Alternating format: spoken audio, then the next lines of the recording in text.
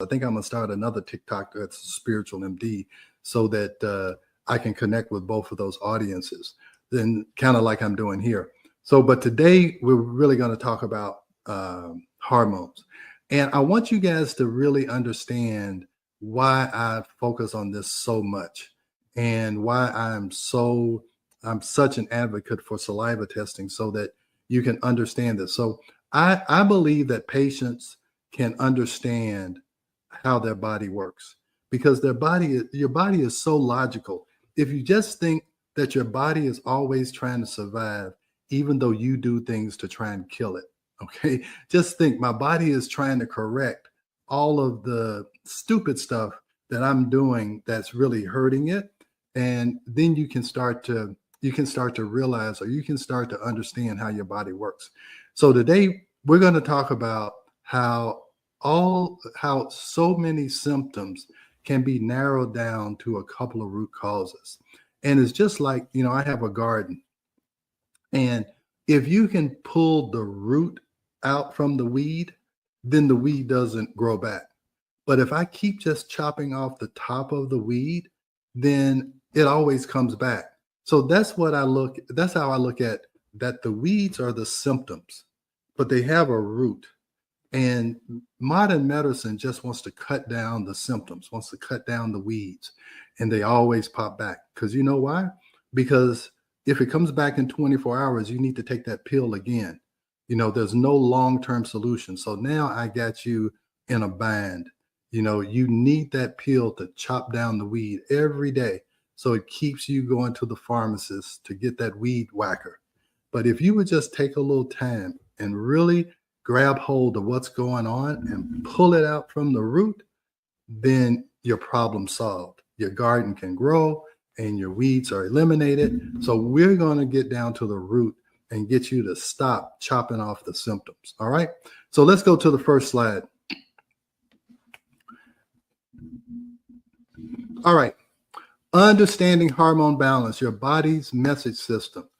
Hormones are your body's chemical messengers. They travel through your bloodstream, through the tissues and organs throughout your entire system. And I want to stop right there. They travel through your bloodstream to go to your tissue, okay? So the bloodstream is just a highway system. It takes something from one place to the other. That is not where the action happens. The action happens in the tissue. The saliva test shows us what is happening in the destination, not on the highway. You got to think, you take a highway to work or some road to work, but you do your work at that destination. Now, you may be texting and driving, you may be emailing, but you go and spend 8 hours or more at work. That's where the action is. So we're not interested in what happens on the highway. We're interested in what happens in the tissue, okay? So these powerful compounds control nearly everything your body does, from mood and energy to sleep patterns to fertility and digestion. So we wrote the books, the Stress Connection, because these hormones are connected to everything, all right? So let's go to the next slide.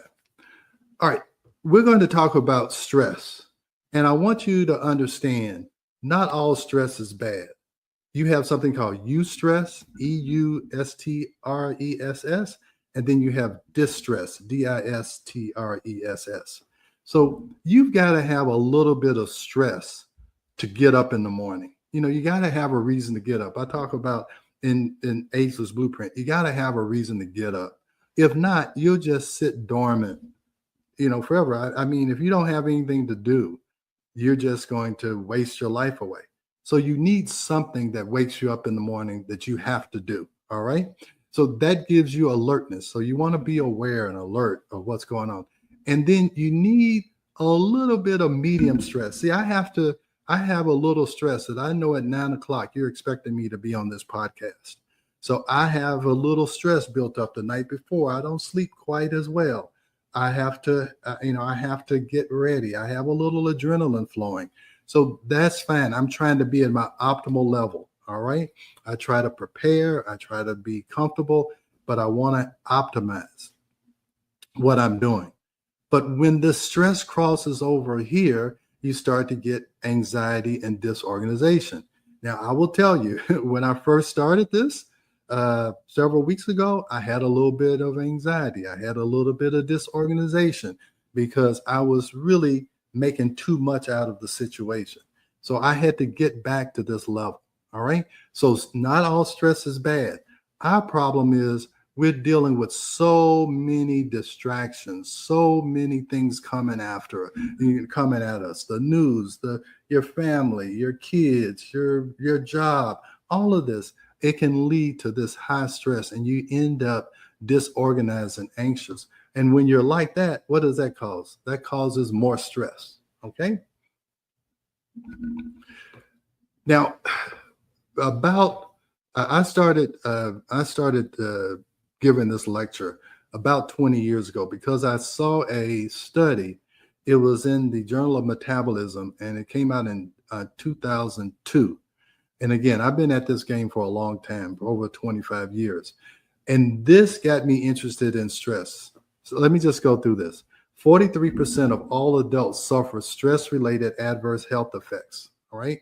Now, this is from 2002. I actually have a newer article, and it's even more significant. Now, even back then, 75 to 90% of all visits to primary care physicians are for stress-related complaints or disorders. So when I saw this article, I said, look, if I focus on stress, I'm going to be right 75 to 90% of the time. I'm like, that's pretty good odds. And so let me really become an expert in stress. And I think all physicians should be an expert in stress.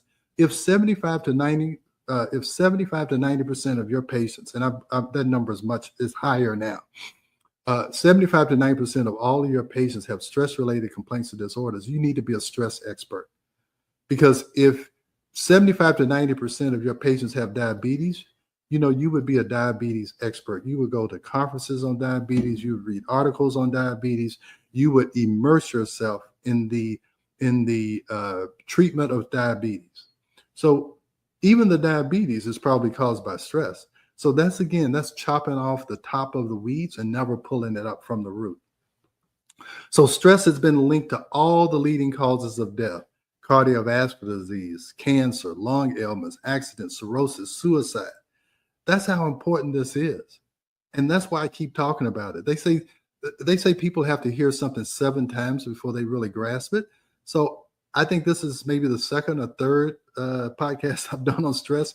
So just know you got 4 more coming, okay? Because everybody needs to understand this. An estimated 1 million workers are absent each day with stress-related complaints. So it's decreasing our productivity, and that stress is responsible for more than 25 billion workdays lost annually. Again, that was in 2002. So those numbers are much bigger now, okay? So common symptoms of hormone imbalance. Now, here are some of the weeds, okay? Just think of these are all coming from a central root. So physical symptoms: persistent fatigue despite adequate rest, unexplained weight gain, especially around the abdomen. Now, I can't tell you how many people come in my office complaining of those 2 right there. Disrupted sleep patterns and insomnia. Acne or melasma, skin discolorations, whether it's rosacea, whether it's acne, whether it's eczema, whether it's melasma. All of that can be directed back or traced back to hormones. So then you have emotional symptoms: mood swings and emotional volatility, anxiety or depression without clear triggers. It's okay to be anxious if there's something to be anxious about, or depressed if there's something to be depressed about. But if you don't have a trigger that's starting that, then that's abnormal.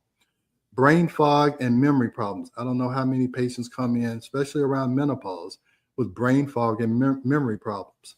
You get decreased interest in sex and intimacy, and reproductive symptoms: heavy or irregular menstrual periods, severe PMS, fertility challenges, changes in breast tissue and sensitivity. So, I want to, especially fertility challenges.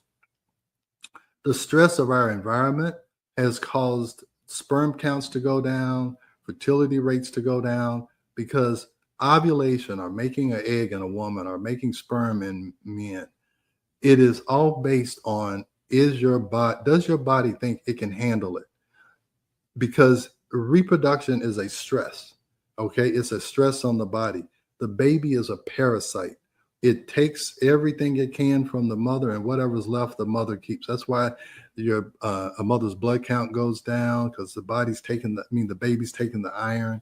So there's that's a stressful situation. That's why a lot of women who are in fertility workups don't get pregnant. And then once they kind of let go and say forget about it, and stop with the stress and the timing of having sex and all that, they get pregnant. So all of this can be traced back to stress and hormones. All right, let's go to the next slide. All right, different diagnoses, one common root. Women and men often receive various diagnoses that seem unrelated but share a common underlying cause: hormonal imbalance. The diagnosis of depression and anxiety are polycystic ovary, which can cause the irregular bleeding, irritable bowel syndrome. Hey, why is my bowel irritated? Well, because stress affects your digestive system. Menopause and perimenopausal symptoms, adrenal fatigue and chronic fatigue, all have a root cause of stress or other hormonal imbalances. So cortisol, the stress hormone. And I just left Joe Dispenza's 7-day workshop, and he's always talking about people being addicted to the hormones of stress and living in this constant stress state, constant survival mode. You want to move out of survival mode into thrive. You don't want to survive, you want to thrive. And as long as you're in survival mode, you cannot thrive. So you need to be able to handle this. So the stress hormone, how is it produced? It's produced in this gland called the adrenal gland that's right on top of your kidneys. It regulates your blood sugar, metabolism. It regulates your sleep cycles, your day and night cycles, and it regulates your immune system. Your immune system is what protects you from cancer, from COVID, from all types of infections and parasites, is that your immune system needs to be working.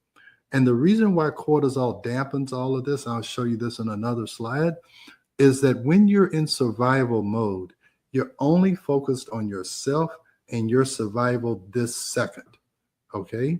That's all you're concerned about. So whether a cancer will kill you in 5 years, or a parasite might cause an infection, or anything like that, your body doesn't care. It thinks that you are in danger right this moment. And so it shifts everything to your fight or flight. Everything goes to your muscles, getting you ready to run. You start pouring out glucose so that you have enough energy to run or fight. But if you don't need it to run or fight, if you're not a professional athlete and you're about to, go on have a competition, that's when that